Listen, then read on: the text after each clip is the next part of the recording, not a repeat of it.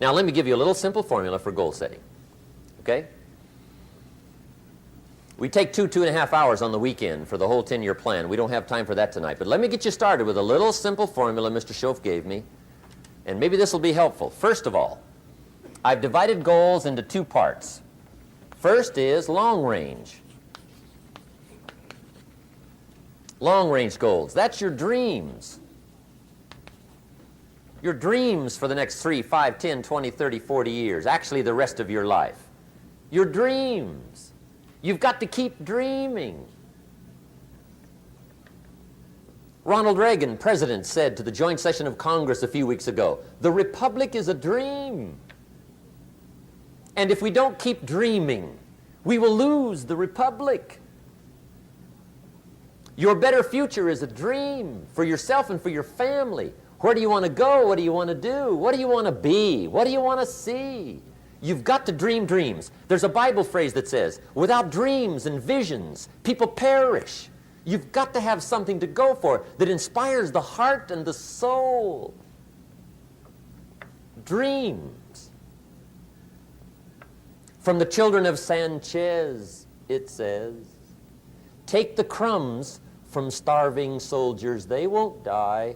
Take the bread from hungry children, they won't cry. But without dreams, we all will die. You've got to dream. Don't lose your dreams for yourself, for your future, for your family. The dreams of love and enterprise and travel and doing things, becoming something unique on your journey here. Don't lose your dreams. Do some dreaming. That's long-range goals. You've got to have those. So that's number 1. Here's the second part of goals, short range. Short-range goals. That's your goals for tomorrow, this week, this month, this year, the immediate future. We call these confidence builders. Because if you set up something short-range, go for it, get it, latch onto it, work hard, accomplish it. That starts building your strong feelings to go for your dreams. Now, I've divided goals into 3 categories. Here they are. Number 1 is economic. That's your goals for money, income, business, profits, production. Economics. Make sure you've got your economics well planned. Economics plays a major role in everybody's life. Economics is major, which means it ought to be meticulously well planned for tomorrow, this week, this month, this year, long range. What if you asked somebody tomorrow if you could see their meticulously well-planned list of economic goals? What would they probably say? They say, you some kind of a nut? You must be weird. Hey, I found out what success is. Success is doing what the failures won't do. Make sure you've got your economics well planned. It'll put you in the top 5%. One of the key little subjects we talk about on the weekend is the 7 fundamentals for wealth and happiness. And that's one of them, well-planned economics. It's a fundamental if you want to do well. Join the top 5%. Anybody in this room can join the top 5%, if you will. Okay. Now here's the second category of goals, things. Make a list of the things you want. And on my list of things, now I put everything. Little things as well as major things. Doesn't matter how small it is, it goes on my list. I used to just put major things, cars, homes. I don't do that anymore. I now load my list with everything. Everything. And the reason is, part of the fun of having a list is checking it off. That's it. Boy, at the end of the day, if you can go, got it, got it, got it, got it, got it, got it, whatever it is, right? You get into the habit. So load up your list, the things you want. Now, when you check off something major, celebrate. That's an important point to make. Celebrate your achievements. Live it up. Have a party when you reach something you've worked for a while. See, we all grow from 2 experiences. One is called the pain of losing. The other one is called the joy of winning. We need both of them. Amplify them as much as you can, which also means make losing painful. If you set up something, fooled around, didn't get it, put it on yourself. On the other side, if you did get it, congratulate yourself. Self-congratulations is a sign of maturity. Seeking congratulations is a sign of immaturity. But hey, winning and losing, see, that's what it's all about. That's the name of the game. Now, some people lead such mediocre lives, at the end of the day, they don't know whether they're winning or losing. They got no clue. Guy's just going through the day with his fingers crossed. There's a better way. Okay, here's the third category of goals, personal development. Put those goals together. Personal development goals. That's your goals to be stronger, more decisive, be a speaker, be a leader, learn a language, all kinds of skills. Okay? The whole weekend seminar was designed to improve all your skills so that you walk away more skillful. And that's what you want, the personal development skills. That's what attracts, that's what brings good things to your life, the person you become more skillful. Now, this is quite a package to work on.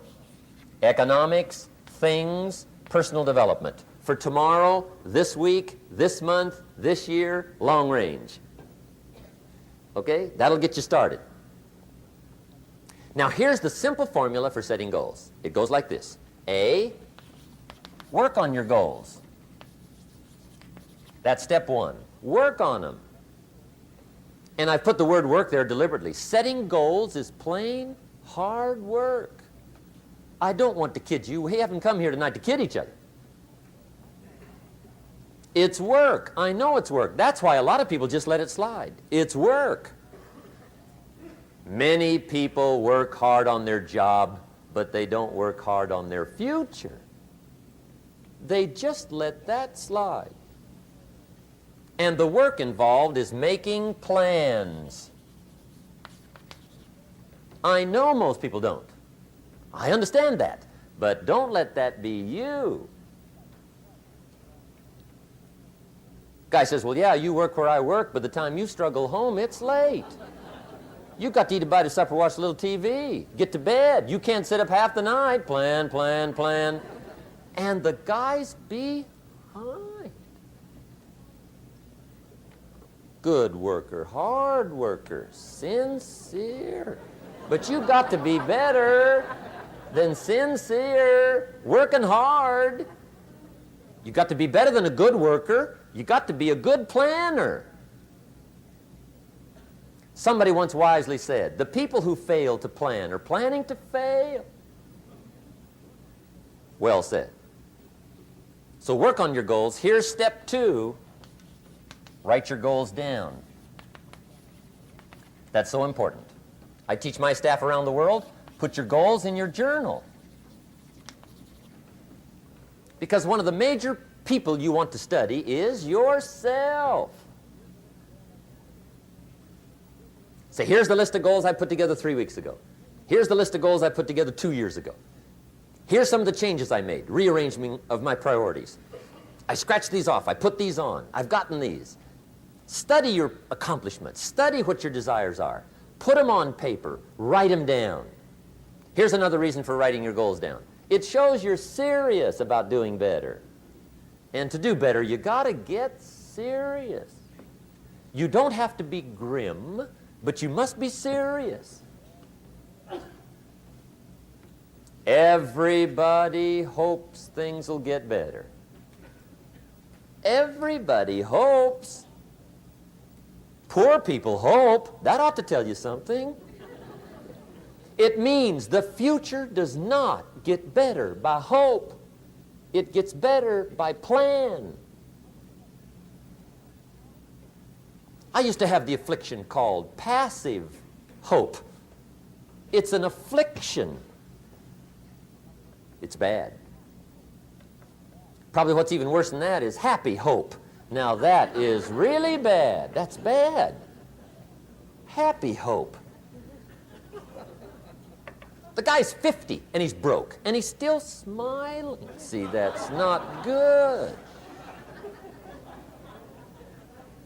So get serious about your goals, put them on paper, write them down. There's all kinds, his goals, her goals, their goals. Business goals, financial independence goals, family goals. I mean, there's so many things to work on this, that if you don't get busy and work on it, sure enough, the time will pass. And sure enough, 5 years from now, you'll wind up where you don't want to be, wearing what you don't want to wear, driving what you don't want to drive, being what you don't want to be. Now's the time to fix it. Now, here's the third step to your goals. Check the size of your goals and the kinds of goals. How big they are, what kind they are, affects you. And here's one of the important phrases of the evening. Your goals are affecting you, whatever they are. Your goals affect your handshake. Your goals affect your attitude, personality. Your goals affect the way you walk, the way you talk, the way you dress. All day long, we're being affected by our goals. Now, some people have goals, but they have such lousy goals. The effect is bad. I asked a guy one time, what are your goals for this month? The guy said, look, if I could just scrape up enough money to pay these lousy bills. That was his goal. I'm not saying it isn't a goal. It's a goal, but it's such a lousy goal, the effect is bad. You don't jump out of bed on Monday morning and say, oh boy, another chance to go out and scrape up the money to pay my lousy bills. See, you don't do that. Usually you say, oh, not another Monday.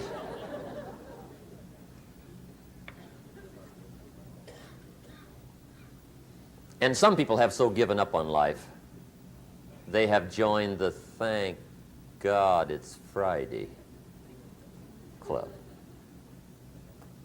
How sad. Surely those are the same people, when life is over for them, will say, thank God it's over.